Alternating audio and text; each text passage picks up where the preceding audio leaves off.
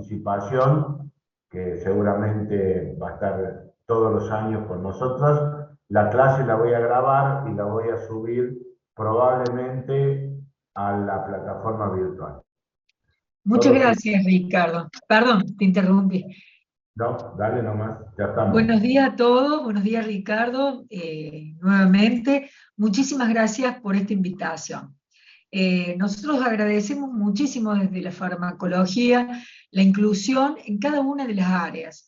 La farmacología es una asignatura horizontal en la formación del odontólogo, ya que está presente en las distintas especialidades en cada uno de los días de la práctica profesional, pero puntualmente desempeña un rol muy importante, yo les diría clave, en la cirugía. Y ya nos vamos a referir a esto.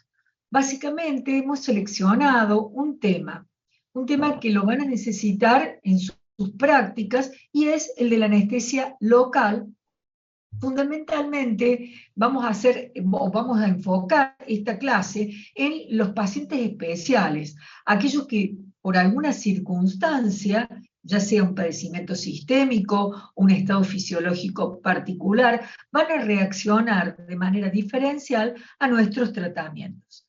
Entonces pusimos este título que nos parece importante. Como ustedes sabrán, en una hora, en la duración de una clase, no vamos a poder llegar a incluir a todos los pacientes especiales, pero hemos elegido aquellos casos más sobresalientes o sobre los que recibimos preguntas más frecuentemente. Y pusimos este subtítulo: ¿Cómo tomar decisiones efectivas y seguras en nuestros pacientes? La clase se va a enmarcar en lo que denominamos el concepto de seguridad del paciente. La seguridad del paciente se basa, a su vez, en tratar de evitar, en la medida de lo posible, todos aquellos sucesos adversos, ya sean accidentes, errores o complicaciones asociados a nuestra asistencia. Se trata ni más ni menos que de una obligación ética que parte desde la formación y desde la toma de decisiones en el día a día. Está ligada íntimamente al concepto de calidad asistencial en este caso, e implica aumentar la seguridad legal para nosotros como profesionales. O sea, cuidamos a nuestros pacientes y cuidamos nuestro ejercicio profesional. La anestesia local está ligada directamente al concepto del dolor. Sabemos que el dolor es un mecanismo de supervivencia, ya que se trata de la respuesta del organismo frente a un estímulo.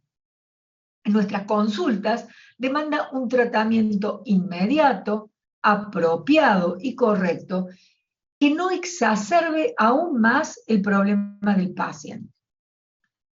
Y cuando nosotros pensamos en dolor y pensamos en pacientes especiales, el tratamiento, todas las estrategias tendientes a la gestión de la sintomatología se complejizan. Como dijimos recién, todos los pacientes, o sea, comenzamos hablando de pacientes especiales, pero consideramos que cada uno de nuestros pacientes es especial.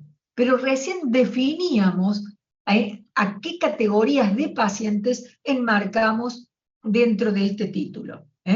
Aquellos que tienen padecimientos cardíacos, patología hepatourinaria, estados fisiológicos, enfermedades hematológicas, los diabéticos, los inmunocomprometidos o inmunosuprimidos, y aquellos que tienen o están bajo una situación psicológica particular. La condición sistémica impacta en la condición o la respuesta a nuestros tratamientos, y eso lo evaluamos mediante el riesgo. Entonces, ¿de qué manera determinamos el riesgo médico que cada uno de nuestros pacientes plantea frente a la atención? Vamos a utilizar un sistema, el sistema ASA, que ya tiene varias décadas entre los profesionales y que fue ideado por la Sociedad Americana de Anestesiología para estimar el riesgo que presenta un paciente frente a un procedimiento de anestesia general. Este sistema resultó tan sencillo que fue adoptado por las distintas especialidades médicas y nosotros también hacemos uso de él. El sistema ASA califica en distintas categorías, inicialmente fueron 5 las categorías, luego se agregó una más, de acuerdo al estado del paciente, y de acuerdo a esto, nosotros readaptamos, tomamos algunos recaudos especiales o hacemos adaptaciones particulares frente a los tratamientos que debemos realizar. Así, el paciente ASA1 es un paciente normal, paciente sano, que no posee ningún parámetro que indique anormalidad, no es fumador, puede ser un bebedor social. Un ASA2 es aquel paciente que posee una enfermedad sistémica leve a moderado. Ejemplos, son enfermedades que no provocan limitaciones funcionales, un fumador, un bebedor social, un estado fisiológico como el embarazo, un paciente obeso con un índice de masa corporal superior a 35, un diabético no insulino dependiente, pacientes con asma, hipertensión arterial bien controladas, enfermedad pulmonar leve, y fíjense, acá aparece la categoría de la problemática psicoemocional. Un paciente con miedo extremo al odontólogo ya implica un riesgo, una categoría de riesgo mayor, aunque no tenga ningún compromiso sistémico. ASA3, enfermedad sistémica que limita la actividad pero que no es invalidante. Este es el paciente que en reposo parece ser normal, pero frente a la actividad física comienza con alguna limitación. Dentro de esta categoría se enmarcan aquellos pacientes que tienen una o más enfermedades moderadas a severas, que provocan limitaciones funcionales, un diabético o hipertenso mal controlado, obesidad mórbida, hepatitis activa, alcoholismo, pacientes que poseen un marcapaso, EPOC, insuficiencia renal crónica, o pacientes que están bajo el periodo post-infarto al miocardio dentro de la ventana de los 3 a 6 meses. ASA4.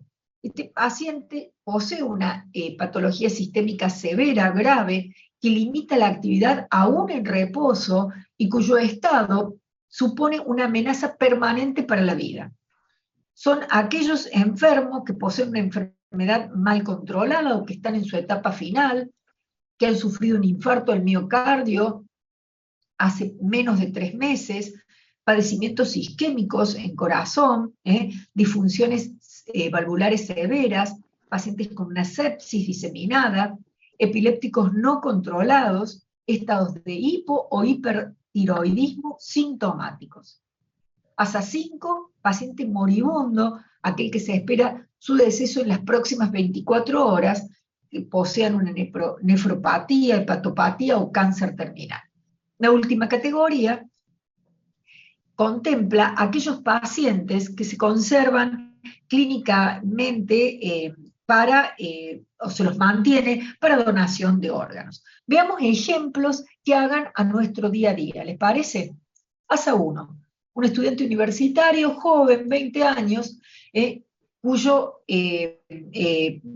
procedimiento es una cirugía ortognática programada. No fuma, no bebe, no utiliza medicación y tiene un índice de masa corporal normal de 23. ASA2, fíjense, acá comienza a aumentar el riesgo. Empleado de comercio, 24 años, joven también, que debe someterse a una cirugía de reducción de fractura de mandíbula después de caída en una fiesta clandestina. Este paciente consume sustancias recreativas, en su mayoría cannabis, fumador, bebedor social frecuente, y su índice de masa corporal indica sobrepeso, ya que es 29. Un ASA3, mujer de 30 años que va a someterse a una cirugía para extirpación de un quiste. Las comorbilidades incluyen anemia por menorragia, diabetes no insulino dependiente, tratada con metformina, no fuma, es bebedora ocasional social y tiene un índice de masa corporal de 42. obesidad. Un ASA 4, paciente de 68 años, fíjense cómo las categorías de riesgo se van incrementando, a la que vamos a someter a una cirugía de toma de biopsia por lesión sospechosa de malignidad. Las comorbilidades incluyen diabetes tipo 2, enfermedad pulmonar obstructiva crónica, como consecuencia de un hábito de fumar de por vida, obesidad mórbida, índice de masa corporal 46, y fíjense la alteración funcional. La paciente se queda sin aliento caminando unos pocos metros. Como vemos, el riesgo va aumentando a medida que aumenta la escala ASA. ¿Cuáles son los elementos en todos nuestros pacientes para ejercer un control efectivo del dolor? Fíjense, partir del diagnóstico e incluir a la farmacoterapia dentro del tratamiento odontológico definitivo.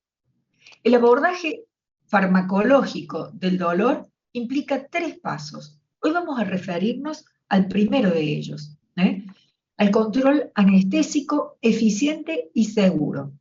Los otros 2 pasos implican la puesta en marcha de planes analgésicos o antiinflamatorios flexibles de acuerdo a la sintomatología, y la tercera, el empleo de coadyuvantes que nos ayuden a disminuir las dosis de algunos de los medicamentos usados en el punto 2. Cuando nosotros pensamos en el control del dolor, debemos planificar estas estrategias e incluir siempre en ellas un componente preventivo. Fíjense, hablamos siempre los odontólogos de prevención y también lo hacemos cuando pensamos en la farmacología. ¿Y qué es prevenir en farmacología? Implica la anticipación de todas las medidas tendientes a la reducción del síndrome doloroso. Bueno, anestesia y cirugía, algunas recomendaciones en esta primera parte vamos a hacer, si bien no se trata de la clase tradicional que han venido recibiendo ustedes de farmacología a lo largo de su carrera, vamos a dar o vamos a recordar algunos aspectos sobresalientes de estos agentes que cambiaron la forma de nuestras prácticas y que sin la anestesia no podríamos realizar las intervenciones que realiza un odontólogo en su práctica cotidiana. Bueno, ¿qué pautas tenemos que tener en cuenta? El pH tisular. El pH tisular desciende en situaciones, por favor, si pueden apagar el audio, yo voy a agradecer, en situaciones de inflamación o infección.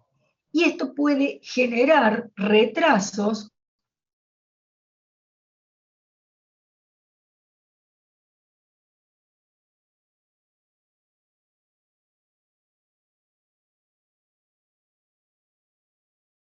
Activa el micrófono, por favor, Catalina. Ahí está, ahí está. Volvemos a repetir este punto porque no sé si quedó hasta dónde me escucharon. Decíamos que el pH tisular desciende en situaciones de infección e inflamación y esto genera retrasos en la acción de la anestesia, como también efectos insatisfactorios. Debemos siempre pensar en los anestésicos locales como medicamentos que se incorporan al organismo por una vía parenteral. Por lo tanto, es muy importante conocer qué es lo que yo estoy utilizando, infiltrando en mis pacientes, y conocer estrictamente sus dosis para evitar efectos tóxicos. Son fármacos que se utilizan en miles de litros a lo largo de todo el globo terráqueo, con reacciones en general tóxicas poco frecuentes. Esto implica un balance riesgo-beneficio muy favorable, pero tenemos que siempre conocer este aspecto. Otro punto que debemos conocer cada vez que decidimos emplear un anestésico local es el tiempo de trabajo que me va a permitir. Esto nos va a permitir no solamente un procedimiento seguro y tranquilo, sino va a disminuir la posibilidad de reinyectar y generar posibles acciones tóxicas. Recordar que los agentes anestésicos locales en su solución vienen acompañados de un coadyuvante que permite localizarlos, ya que se tratan de drogas que representan la excepción a la norma, a la regla, como decimos siempre. Un fármaco, para que ejerza su acción, debe absorberse y distribuirse. Un anestésico local debe permanecer en el sitio de depósito, por lo tanto yo necesito un localizador. El vasoconstrictor es el mecanismo de seguridad que va a localizar a la sustancia en el territorio que yo quiero que pierda la sensibilidad. Pero implica una sustancia vasoactiva que puede tener repercusiones en determinadas categorías de pacientes. Muy bien. Pasa acá. Ahora.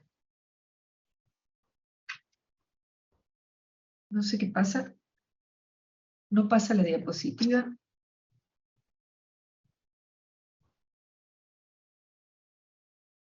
Ahora sí. Tuvimos un inconveniente con el PowerPoint. Recordar que, en síntesis, la inflamación y la infección incrementan la acidez. Esto genera que la forma molecular liposoluble, que está representada por la base, la porción que no está cargada eléctricamente, disminuya, ingresa menos cantidad al interior de la membrana neuronal, que es donde está el receptor, y esto disminuye la acción anestésica. Fundamental, por lo tanto, el pretratamiento en estas situaciones. ¿Qué implica el pretratamiento? La normalización de las situaciones de inflamación e infección en el paciente previo al procedimiento. Nosotros conocemos la estructura química y sabemos que, de acuerdo a ella, los anestésicos locales pueden clasificarse en aminoésteres o aminoamidas. Los aminoésteres se biotransforman en sangre, por lo tanto, sus efectos tóxicos prácticamente son inexistentes, porque si llegan a ingresar al torrente sanguíneo, van a ser rápidamente desactivados, biotransformados, pero, sin embargo, los productos de biotransformación representan riesgo de hipersensibilidad alérgica.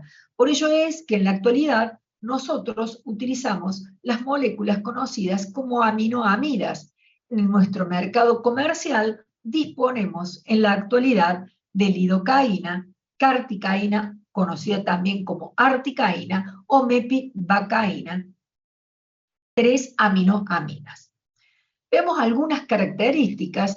Lidocaína la describimos como droga prototipo, es probablemente con la que contamos la profesión odontológica mayor experiencia, ya que está disponible desde el siglo pasado, desde la década del 40, 1943 aparece, se comercializa un año después, posee un tiempo de latencia corto relativamente, de 2 a 3 minutos. Recordemos que el tiempo de latencia es el tiempo que transcurre entre la inyección y la aparición del efecto anestésico.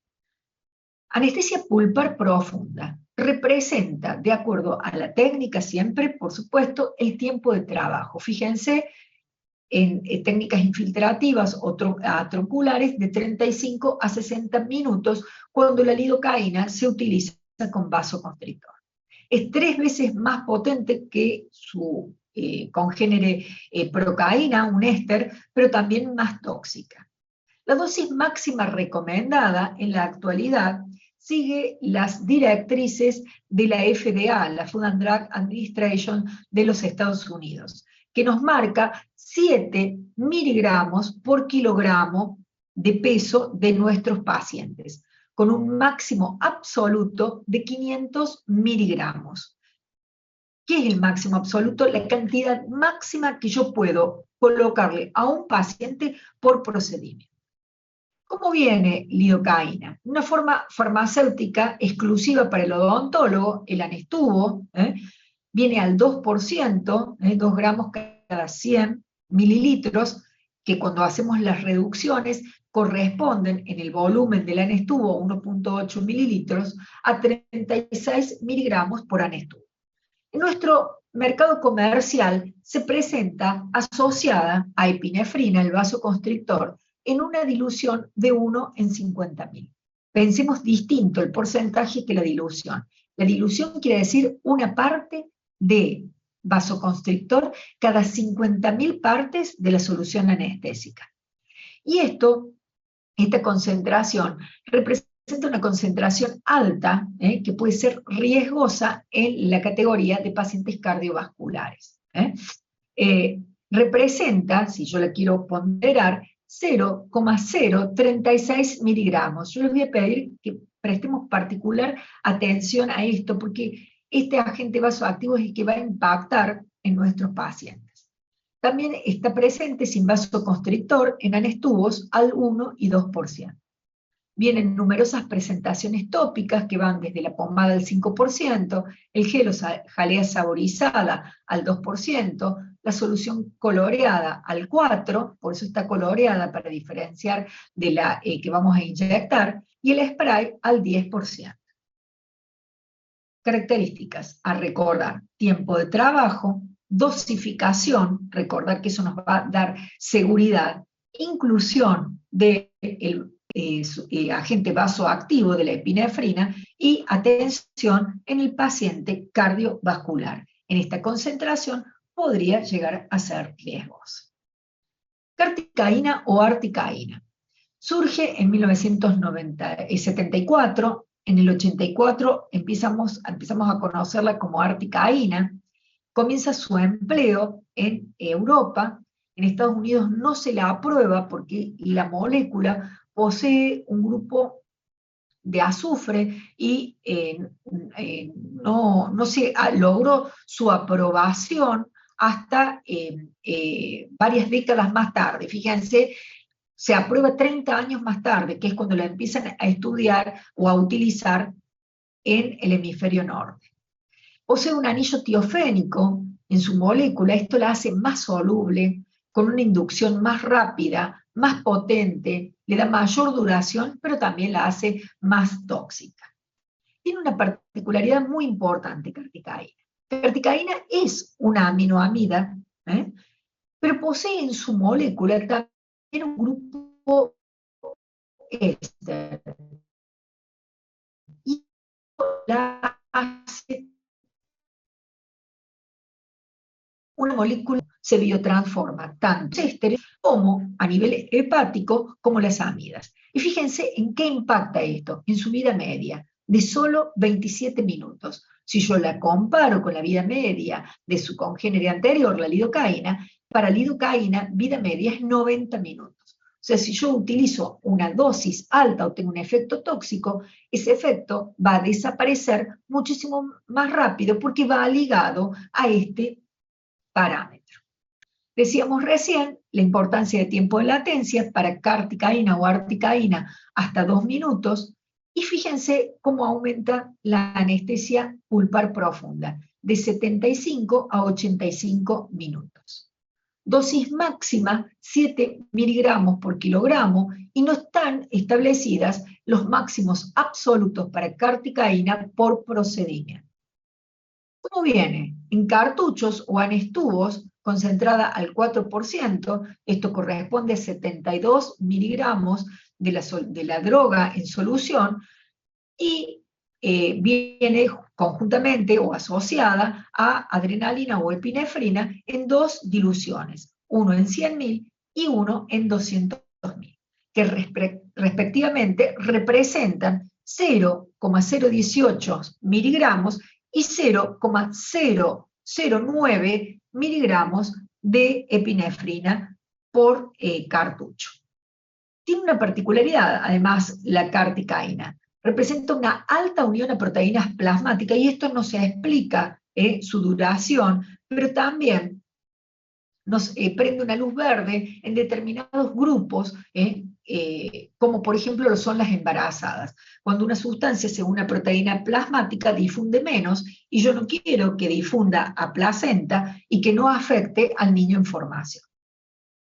La carticaína o articaína representa el anestésico que en los últimos años posee un uso más creciente, con un muy buen balance riesgo-beneficio, muy útil en procedimientos quirúrgicos maxilofaciales, por ejemplo, cirugías de retenidos. Fíjense acá resaltamos sus principales características, seguridad, tiempo de trabajo, la vida media, su particularidad en la asociación con vasoconstrictor en pacientes especiales, y también contamos con esta bibliografía que si ustedes me la solicitan, se les hago llegar, o a través del profesor Bachur, o por el correo. Permanentemente en las diapositivas ustedes van a encontrar mis correo de contacto, mis redes sociales, se comunican a través de ahí, y hago llegar este metaanálisis que fue publicado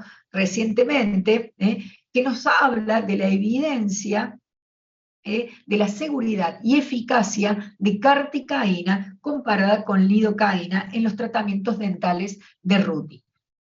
Por último, mepivacaína, por último, porque es la última molécula de que vamos a analizar en esta clase.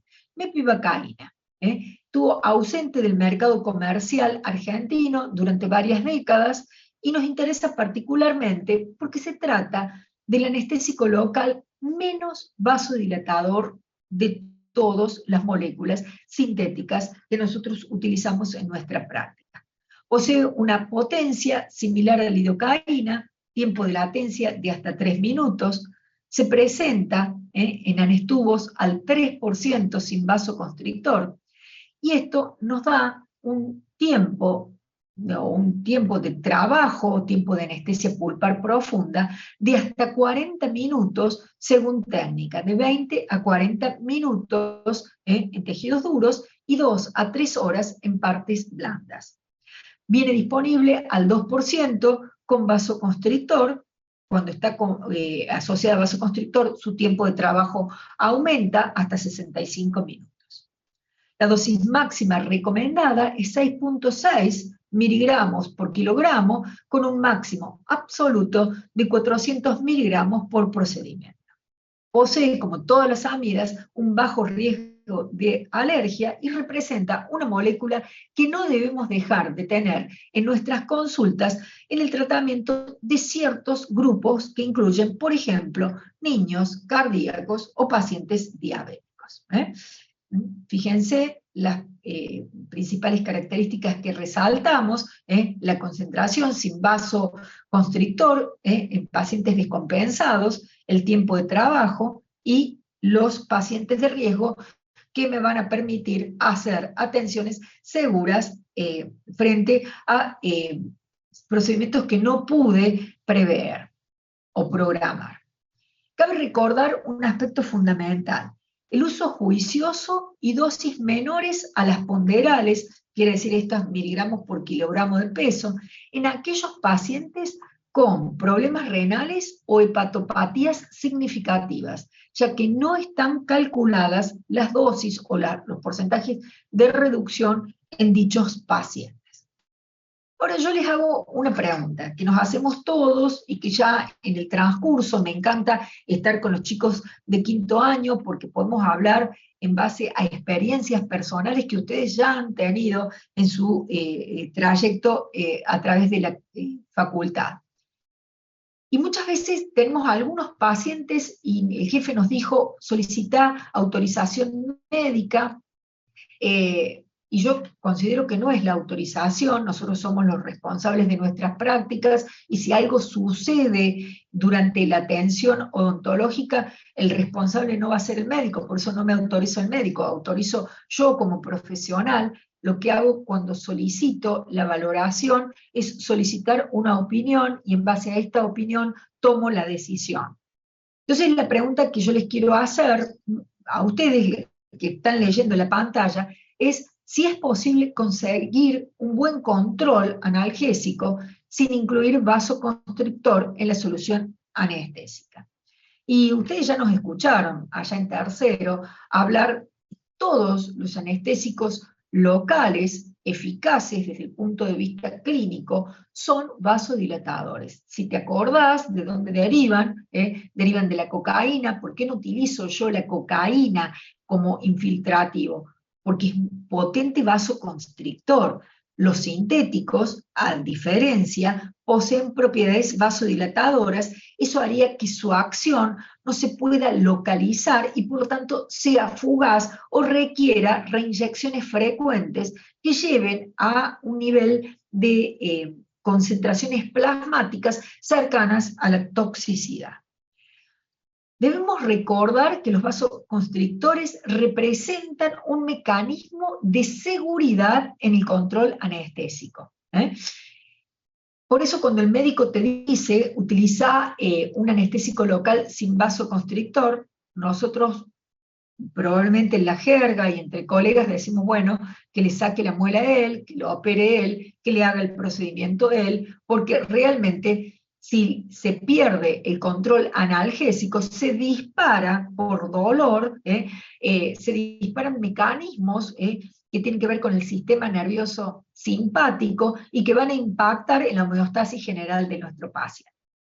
Los vasoconstrictores representan un coadyuvante esencial en la solución anestésica. Sin embargo, es necesario que recordemos que poseen una estructura idéntica a mediadores del sistema nervioso simpático, adrenalina y noradrenalina.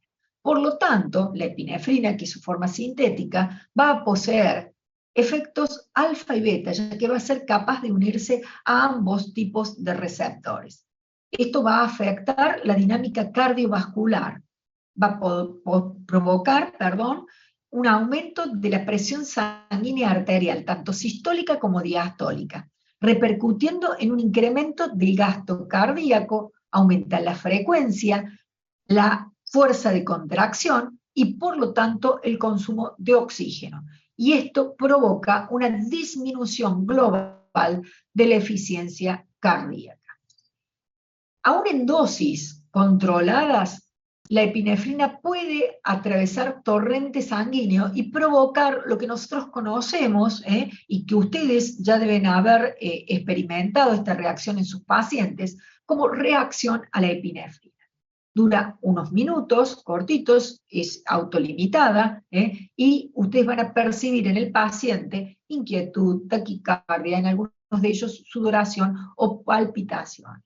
En la mayoría de los pacientes esto es, como les decía, autolimitado, desaparece rápidamente, pero existen algunos pacientes como los que tienen enfermedad tiroidea no controlada, no compensada, o enfermedad cardiovascular, donde puede ser severo. Entonces, tenerlo siempre en cuenta. Odontología e hipertensión arterial. Cuando hablamos de sustancias vasoactivas, nos aparece este concepto inmediatamente. Es una de las enfermedades, de las patologías sistémicas prevalentes, así lo muestra el Registro Nacional de Hipertensión Arterial, el estudio RENATA, una de las patologías prevalentes en nuestro país y particularmente en nuestra provincia, con cifras que nos alarman, ya que un altísimo porcentaje de aquellos pacientes que padecen de hipertensión no saben que poseen hipertensión o no la tienen controlada o compensada. Y diferenciamos esos dos términos.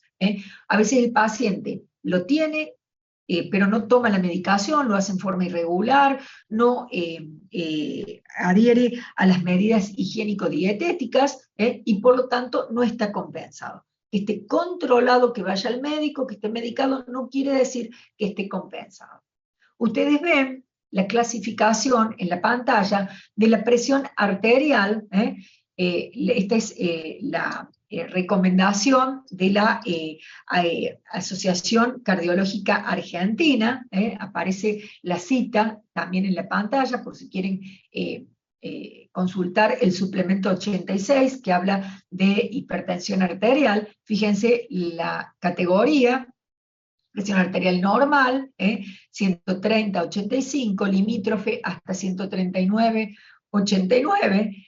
El quiebre es, o el paciente se considera hipertenso a partir de mediciones de 14-9 en adelante. Y de ahí los distintos grados de hipertensión arterial. Recomendamos siempre tener un tensiómetro, puede ser un tensiómetro electrónico, no hace falta que sea el de manguito, mientras vas acomodando la mesa clínica, registras la basal de tu paciente. Un tensiómetro en la actualidad, comparado con otros materiales de nuestra profesión que utilizamos en el día a día, no tiene un costo significativo y salva vidas, y nos permite aquello con lo que empezamos, realizar una práctica más segura y más eficaz. Bueno, habiendo presentado esto, ahora sí, esta diapositiva que es la que nos va a permitir tomar decisiones.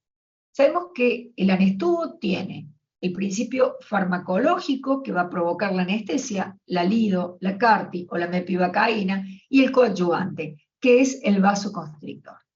El vasoconstrictor no tiene acción anestésica, pero ayuda a localizar a la gente que sí la tiene. Por lo tanto, es fundamental, por lo tanto, insistimos en aquello de mecanismo de seguridad.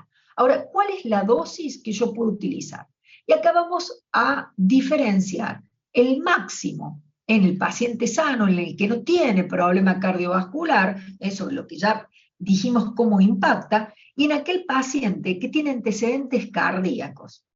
Fíjense, en el paciente sano puedo utilizar por consulta, por sesión, hasta 0,2 miligramos. Recordemos, y ustedes van a ver una tabla en la pantalla, recordemos, de acuerdo a la dilución, cuántos miligramos tiene cuando el vasoconstrictor está diluido, uno en 50.000, uno en 100.000 o uno en 200.000. Respectivamente, vamos a encontrar por anestubo 0,036, 0,018 o 0,0, me falta un 9 ahí, perdón, un 0 antes del 9, 0,09 miligramos por anestubo. Hay un error de tipeo, chicos, por favor, corregir eso. Fíjense, lo estamos viendo mientras vemos la clase. Ahora bien, probablemente yo no llegue a utilizar el máximo absoluto en estos pacientes, en los pacientes que tienen antecedentes de enfermedad cardiovascular, máximo absoluto en relación al agente anestésico. Pero sí tengo que tener en estos pacientes especiales puntual cuidado con la cantidad de vasoconstrictor. Así, si utilizo lidocaína al 2%, 1 en 50.000 de epinefrina, en un paciente sano, para llegar a la cifra de 0,2, podré utilizar hasta 5 anestubos y medio.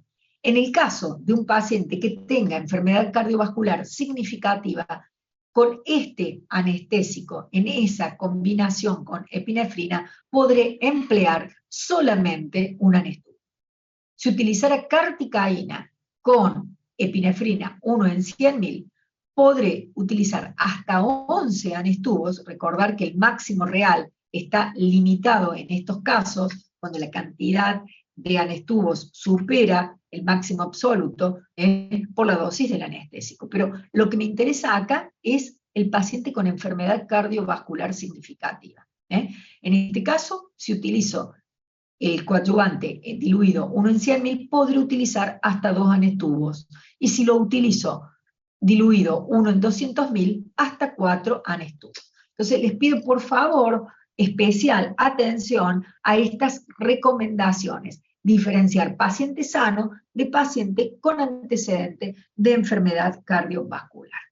En enfermos cardiovasculares, no más de 2 cartuchos por cita, recordando la técnica, esto es la velocidad, depositarlo, los autores recomiendan depositar 1 mililitro por minuto, en general no lo cumplimos nunca, recomendamos siempre emplear anestubos de vidrio o preferentemente de cristal, porque eso nos va a permitir un deslizamiento del émbolo con una presión continua más controlada. A veces el anestubo, cuando es de plástico, la rugosidad del material impide que yo pueda controlar la velocidad de administración.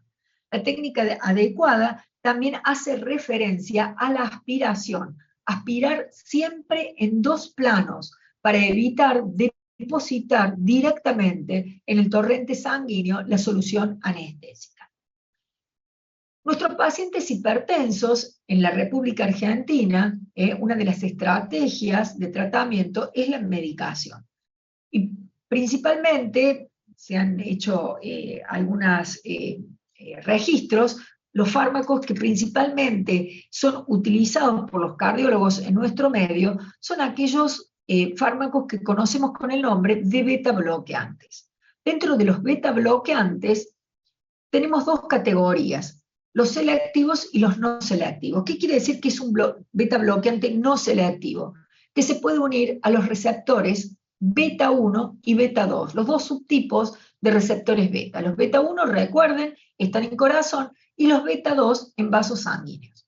Cuando se une la epinefrina o la noradrenalina al beta 1, incrementa las propiedades, incrementa la frecuencia y fuerza de contracción. Y en los beta 2 provoca una vasodilatación. Si el paciente está utilizando un beta bloqueante no selectivo, va a bloquear tanto los receptores beta 1 en corazón como los beta 2. Y esto va a impedir esa vasodilatación compensatoria. Entonces, cuando utilizo un anestésico local con vasoconstrictor, fíjense las cifras de presión sistólica y diastólica respectivamente van a aumentar hasta 33 milímetros de mercurio para la sistólica y 21 milímetros de mercurio para la diastólica. ¿Qué ocurre cuando el paciente utiliza o está siendo medicado con un selectivo que se va a unir solamente a la subclase de receptores beta 1 en corazón? Aquí los parámetros van a aumentar hasta 11 milímetros de mercurio solamente. Entonces siempre conocer cuál es la medicación con la que el paciente controla su presión sanguínea arterial. Si está utilizando un no selectivo, no emplear anestésico local con vasoconstrictor. De ser necesario, solamente un cartucho en la dilución máxima, esto es 1 en 100.000, 1 en 200.000, siempre monitoreando presión sanguínea arterial y frecuencia cardíaca. No iniciar procedimientos si las cifras de presión arterial o frecuencia cardíaca superan el 20% del valor basal. Por eso siempre registros en el paciente previo a la anestesia y en citas previas. Y la pregunta que les hago ahora, si yo tengo un paciente que no está ni controlado ni compensado, ¿qué anestésico, en una urgencia, por supuesto, en un procedimiento que no puedo programar, qué anestésico utilizarías? Y yo sé que tienen los micrófonos apagados, pero yo sé que ustedes piensan directamente en mepivacaína al 3%, que me va a permitir, sin vasoconstrictor, procedimientos de entre 20 a 40 minutos en los que yo puedo solucionar algunas de las situaciones de urgencia. Nuestros pacientes pueden venir medicados por distintas patologías con opioides, antiepilépticos, antiarrítmicos, fármacos antidepresivos. Hay una enorme proporción de pacientes con problemas en esta situación social que transcurrimos, que están medicados con antidepresivos, antihistamínicos anti-H2, pueden interactuar, por ejemplo, la cimetidina puede interactuar ralentizando, demorando, enlenteciendo la biotransformación del anestésico local, y esto generar toxicidad aún a dosis habituales. Entonces la recomendación es siempre un conocimiento, cuando detecto algún problema, algún antecedente, siempre en todos los pacientes, por supuesto, pero cuando detecto algún antecedente particular, detectar cuál es la medicación, cuál es la estrategia de tratamiento, el cumplimiento, si ese paciente está controlado y compensado o solamente controlado. ¿Existen contraindicaciones para el uso de vasoconstrictores en los pacientes odontológicos? Si bien son pocas, vamos a analizarlas. Una de las contraindicaciones son aquellos pacientes que exhiben cifras de presión sanguínea arterial por encima de 11,5, aquellos pacientes que tienen hipertiroidismo incontrolado, los que poseen enfermedad cardiovascular grave, antecedentes de infarto al miocardio, hace menos de 6 meses, accidente cerebrovascular en la misma ventana de tiempo, angina de pecho inestable, arritmias cardíacas, o han recibido una cirugía de revascularización cardíaca en la ventana de menos de 6 meses. Pacientes que toman beta-bloqueantes no selectivos, como explicamos recién, inhibidores de la monoaminoxidasa, como son los antidepresivos, pacientes que serán sometidos a procedimientos de anestesia general utilizando alotano. En estos pacientes la cardiotoxicidad puede aumentarse. Pero básicamente les pido que, si me han seguido durante toda la clase, se fijen en lo siguiente. Fíjense, las categorías que encerramos en el recuadro pertenecen a un ASA 4.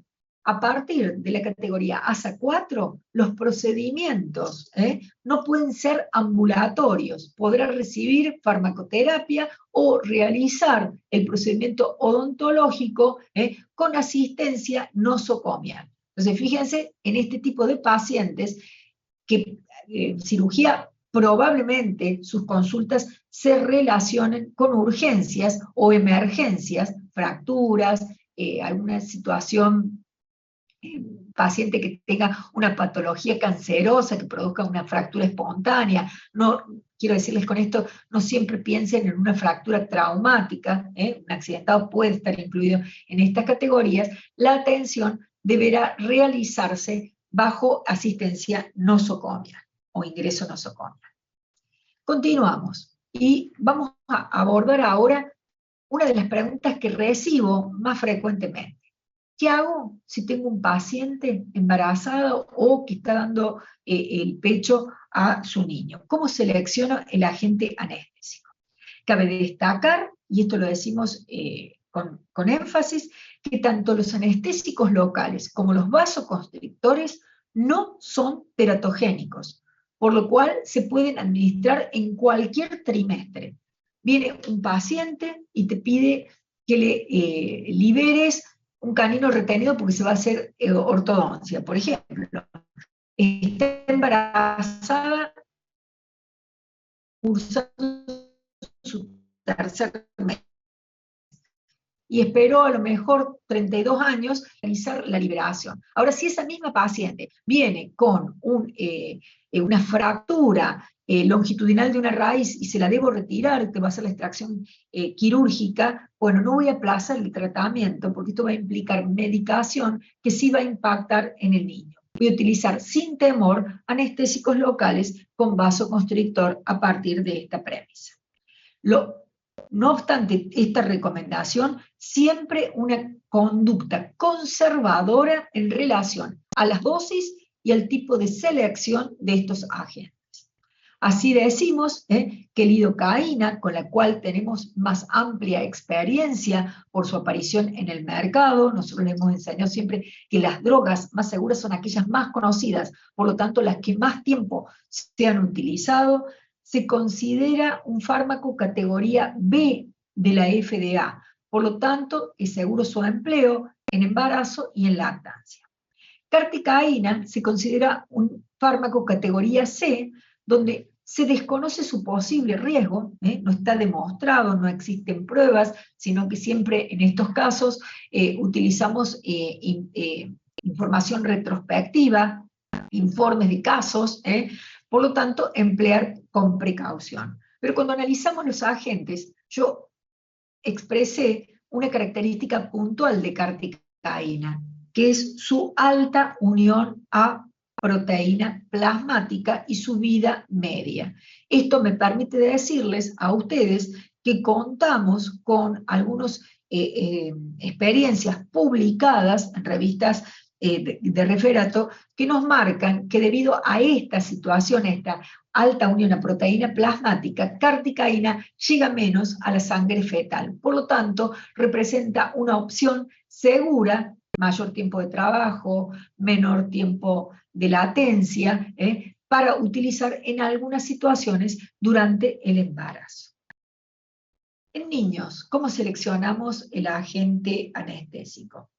Tratar de evitar la anestesia en el niño es un error que se paga con la pérdida de confianza de ese adulto en perspectiva, ¿no es cierto?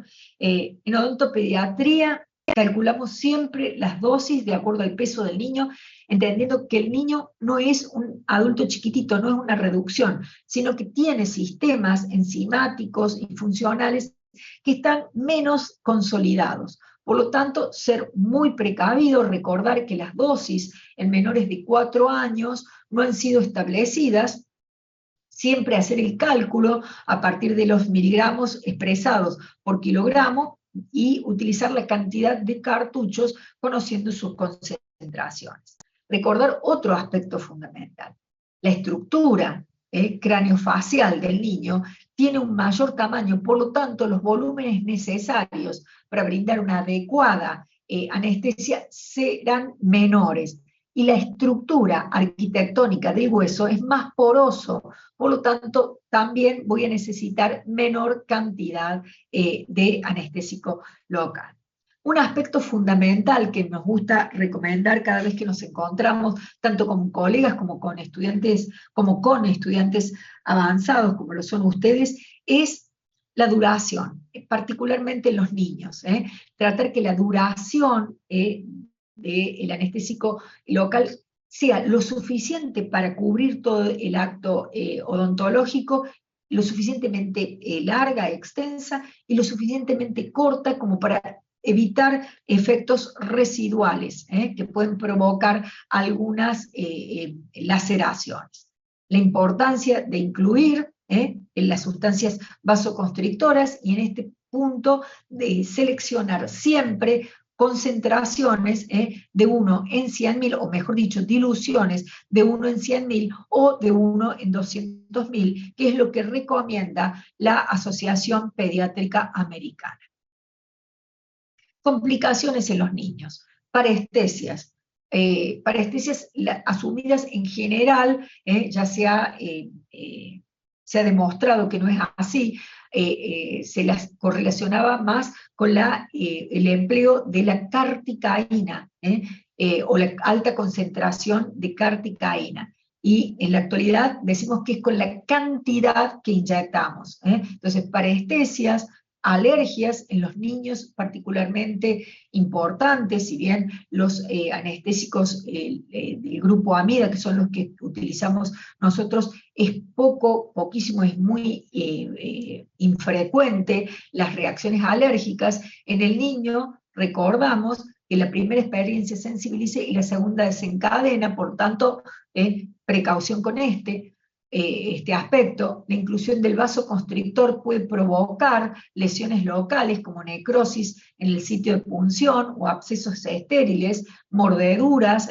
por la duración de la anestesia en las partes blandas. Entonces sugerimos siempre colocar rollos de algodón en fondo de surco con un hilo dental para que el niño no se lo trague. Le decís que por favor no se lo trague, lo primero que va a hacer es tragarse. Entonces, estos aspectos siempre lo hemos explicado en nuestra participación en las clases de odontopediatría, pero lo reforzamos una vez más. Ya van a ver por qué, traemos un casito clínico. Paciente alérgico. Doctora, soy alérgico a la anestesia local. ¿Qué hacemos? Lo primero que hacemos es creerle siempre. Consignar en historia clínica y creerle siempre. Yo siempre les digo, recibo muchas veces esta consulta y siempre les digo, abrirle la boca al paciente. Fíjate si le falta alguna pieza dental. Y le preguntás cómo se la sacaron. ¿Se la sacaron en quirófano, bajo procedimiento de anestesia general o en un consultorio? Pero siempre recomendamos la derivación al especialista y el resultado de la evaluación por el alergólogo de manera escrita. Eso es básico.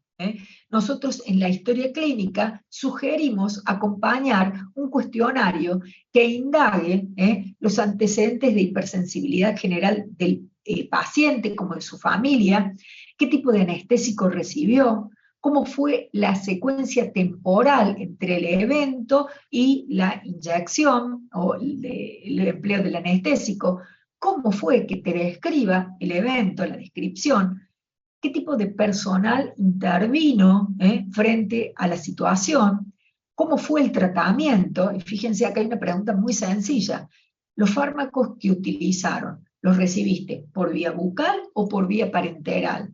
Ustedes ya saben por qué. Estaba tomando otros medicamentos al momento de desencadenarse la situación.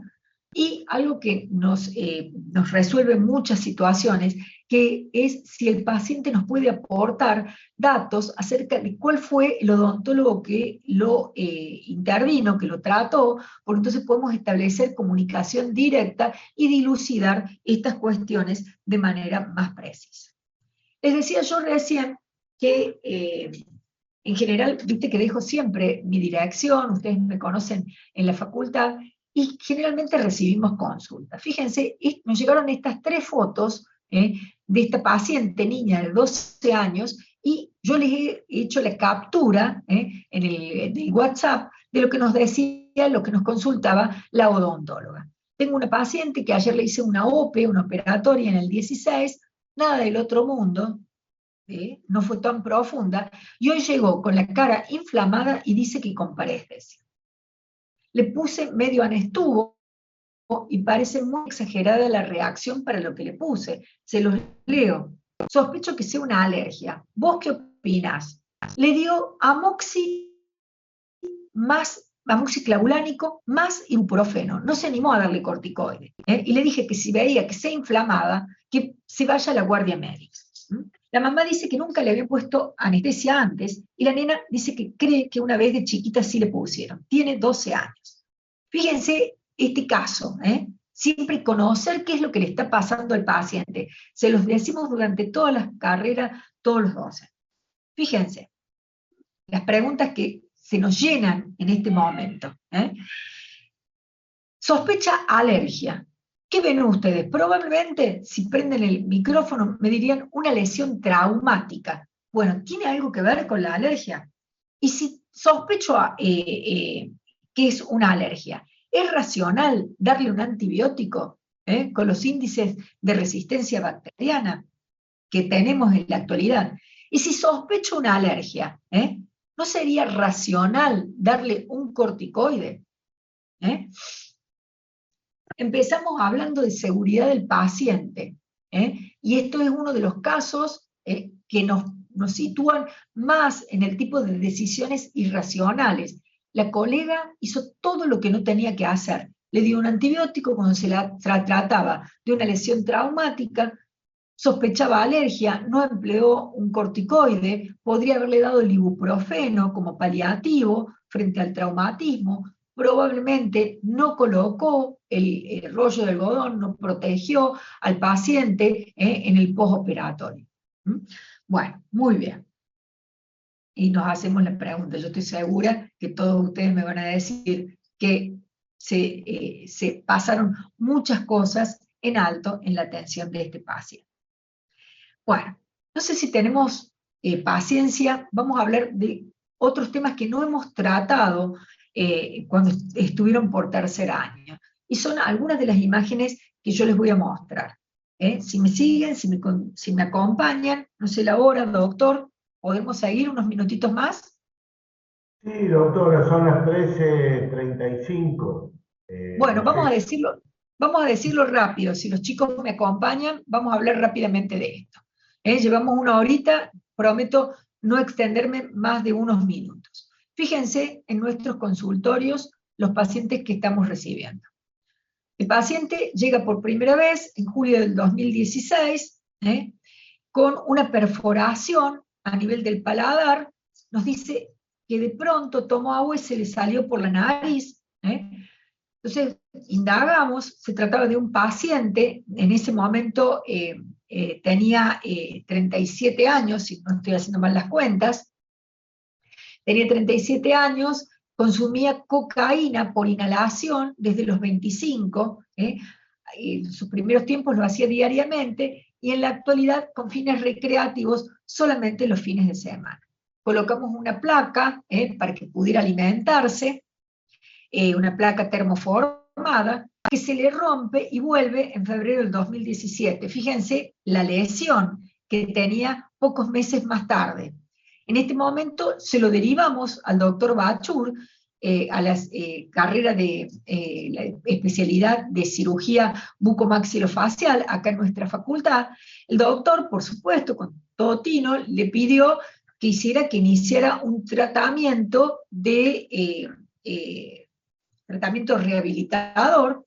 El paciente vuelve a nuestro consultorio, dice que va a comenzarlo, durante unos meses se abstiene, pero fíjense, vuelve en junio, porque la placa se le vuelve a romper, desaparece de la facultad, vuelve en junio al consultorio particular, y fíjense la lesión. La cocaína, yo les decía recién, es muy vasoconstrictor, va produciendo lesión necrótica en los cartílagos, que luego progresa al piso de fosas nasales, del paladar, y fíjense la lesión que produjo. Esa lesión, no se imaginan las características, ya no le permitía comer, el paciente desaparece durante varios años y vuelve en junio de 2022, donde se aprecia. El plano a lo mejor no la hace ver el plano de la fotografía, no es el mismo, por eso no se aprecia, si yo comparo en la tercera y cuarta foto, la magnitud que tenía la perforación. Sí se puede ver el deterioro de sus piezas dentales asociados también al consumo. Realmente una situación problemática.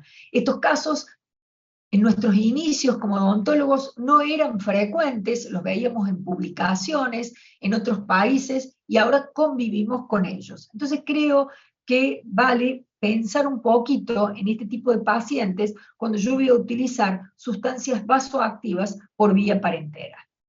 Lo primero es preguntarle, no al sospechoso, sino universalmente, a todos nuestros pacientes, si consumen sustancias. Lo más probable es que el paciente te diga qué tipo de sustancias. Con sustancias de abuso recreativas, vamos a realizar la pregunta como total, absoluta naturalidad. Y vamos a consignar la respuesta siempre en la historia clínica, tanto por la positiva como por la negativa. Si mintió, nosotros cumplimos con consignarlo y con haber hecho la pregunta. Recordar que siempre el toxicómano, el consumidor, tiende a ocultar por la sanción social, por la sanción legal, su condición. Entonces, a pesar de que muchísimas veces conoce las interacciones entre la sustancia de abuso y, por ejemplo, en este caso puntual, el empleo de la anestesia con vasoconstrictor, le duele y oculta que ha consumido. Por lo tanto, es muy importante que nosotros sepamos, podamos prever esas situaciones, podamos consignarlo y sepamos frente a qué nos estamos enfrentando. Indagar siempre acerca del patrón de consumo, cómo lo consume, si usa de manera concomitante otras drogas, como por ejemplo alcohol y cocaína. Esto hace que la respuesta clínica a lo mejor sea menos ruidosa, pero va a ser más duradera y mayor la toxicidad. Recordar que en estos pacientes va a haber el consumo permanente, va a haber impactado sobre la salud cardiovascular. Entonces estar atentos a síntomas como dolor precordial, palpitaciones. Si ha tenido alguno de estos síntomas, posponer la anestesia hasta que el paciente haga un estudio cardiológico exhaustivo.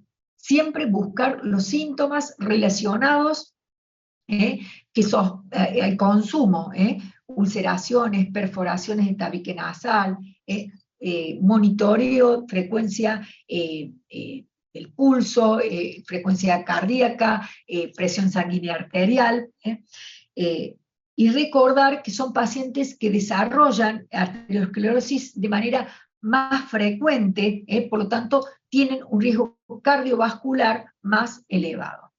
Si tengo uno de estos pacientes, la recomendación, hablar con el paciente, explicarle estas situaciones y esperar al menos una semana desde el último consumo de cocaína para disminuir cualquier riesgo perioperatorio. en el intraoperatorio o posterior. Otra de las sustancias más utilizadas socialmente en la actualidad es el cannabis, la marihuana. El cannabis tiene más de 400 componentes, pero el delta 9 tetrahidrocannabinol o THC es el que tiene efectos psicoactivos. Fíjense, yo no voy a hablar de droga, no voy a hablar de drogadicción, pero sí de las influencias que tienen o las interacciones que tienen estos consumos con los anestésicos. Fíjense, la sustancia activa, la anandamida, es el cannabinoide endógeno, el que se va a unir a los receptores en las regiones cerebrales que influyen sobre el placer, sobre la memoria, el pensamiento, la concentración, el movimiento, la percepción temporoespacial. La anandamida, el cannabinoide endógeno, tiene muchas similitudes con el THC. Fíjense la estructura. La natural, la anandamida, está pintada de turquesa en la diapositiva, y el THC en violeta.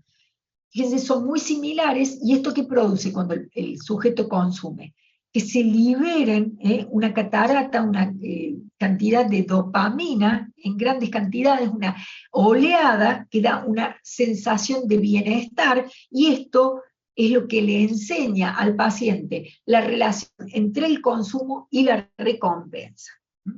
Pero a nosotros no nos interesa hablar en este momento, nos interesa por supuesto, pero no en este momento, de eso, sino de las repercusiones en la salud que tienen los cannabinoides psicoactivos en la salud cardiovascular, respiratoria y el sistema inmune, como en la cavidad bucal. Fíjense qué pasa cuando un paciente es consumidor crónico de marihuana. La marihuana puede provocar una vasodilatación generalizada que se traduce en una hipotensión ortostática, con mayor riesgo a sufrir desmayos o caídas en el consultorio. Muchas veces nuestros pacientes nos dicen que han consumido antes de venir a la consulta porque los tranquiliza, los relaja, tener atención especial con estas situaciones. El cannabinoide puede provocar una taquicardia dosis dependiente. Esto aumenta la frecuencia cardíaca y profundiza, porque esa inhalación profunda, la forma de consumo por inhalación, el porro, puede reducir la capacidad de la sangre de transportar oxígeno.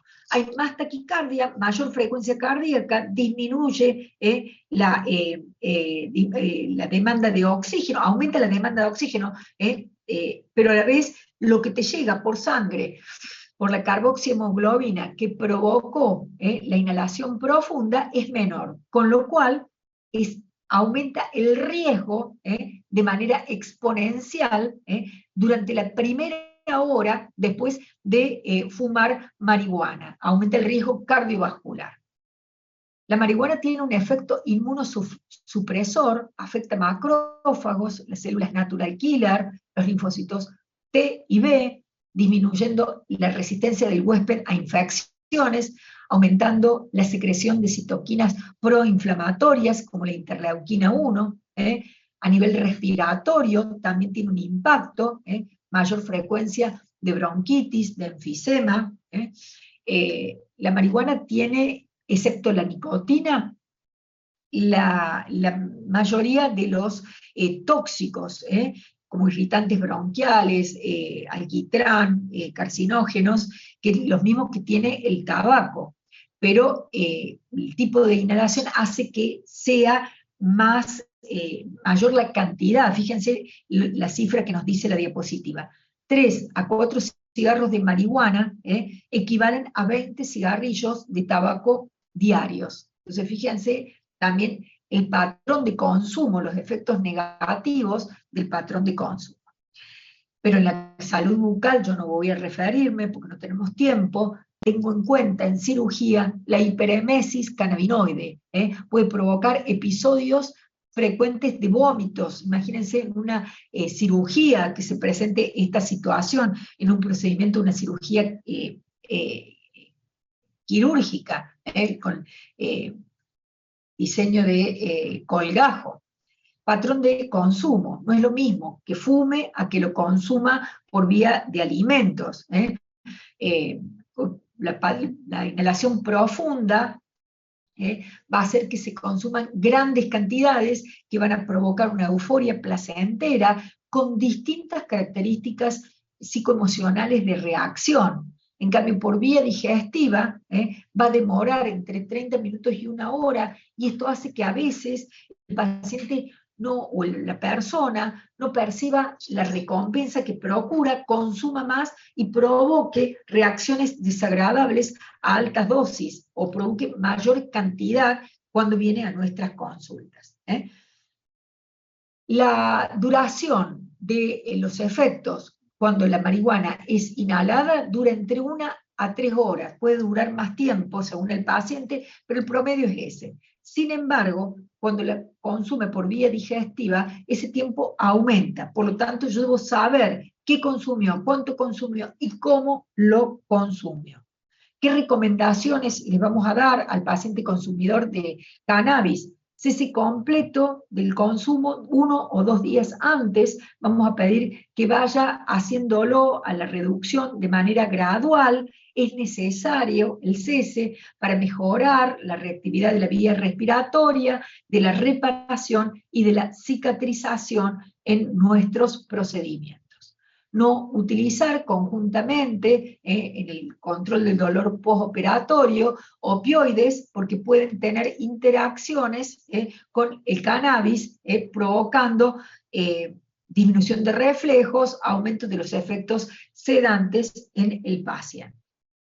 En conclusión, chicos, perdónenme que duró mucho, podríamos hablar una tarde entera de pacientes especiales y anestesia, pero en conclusión, siempre para el control efectivo, partir del diagnóstico y valorar integralmente a nuestro paciente. Al seleccionar un agente, pensar qué hace, cómo lo hace y cuáles son sus principales características. Tenerlo en cuenta siempre. El conocimiento nos va a acompañar siempre. La suerte a veces no. Recordar que el paciente con comorbilidad representa un riesgo aumentado en la consulta. Es imposible saber todas las interacciones, todos los datos, pero en tales casos procurar la información necesaria en fuentes confiables, actualizadas, accesibles. Bueno, ¿hay preguntas? Yo ahora voy a pedirles que si existen preguntas, aprendan, enciendan los micrófonos y podamos dialogar si tienen ganas, unos minutitos, yo estoy disponible. The recording has stopped.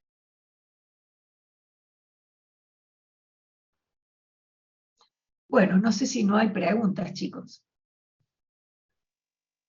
Hola, doctora. No sé si se escucha. Sí, sí. Se escucha.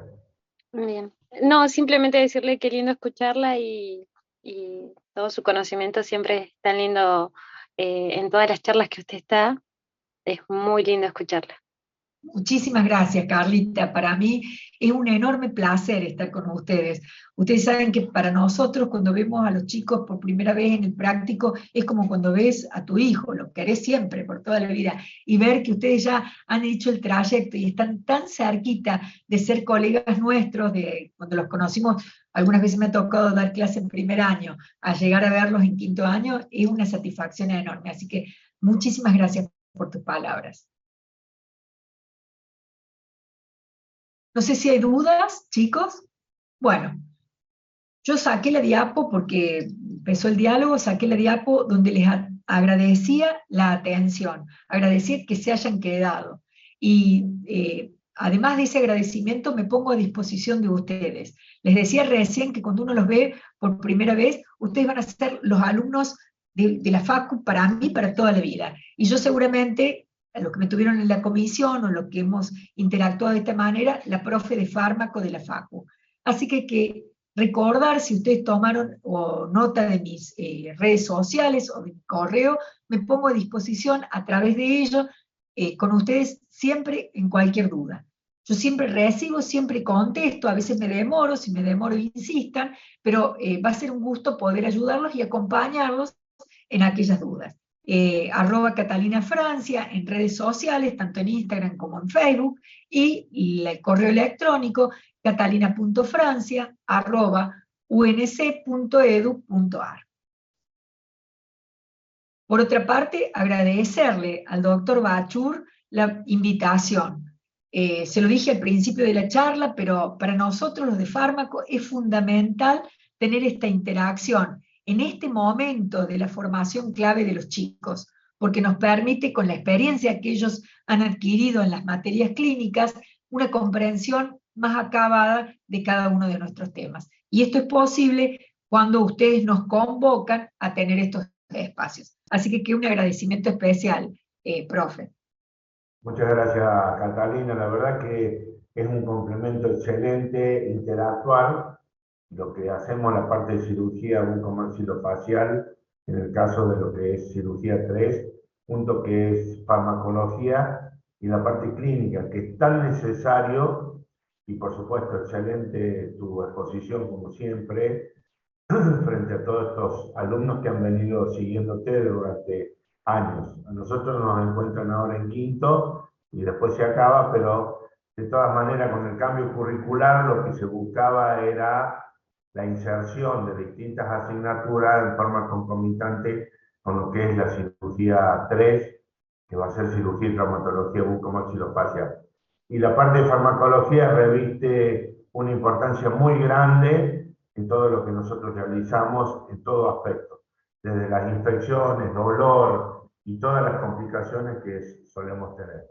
Así que no va a ser la última vez, la clase está grabada, ya vería si la subo a la plataforma para que todos los alumnos tengan acceso a la misma. Muchas gracias, Catalina. Muchísimas gracias, doctor. Gracias, chicos. Muchos éxitos. Muchas gracias, profe. Muchas gracias. Muchas gracias, profe. A ustedes. Jueves. Bien. Muy bien, gracias, Me Cata. pasé unos minutitos, Ricardo, discúlpame, pero es imposible cuando uno busca los temas. Y hoy menos porque son temas interesantes, y lo digo delante de los chicos que quedan, sobre todo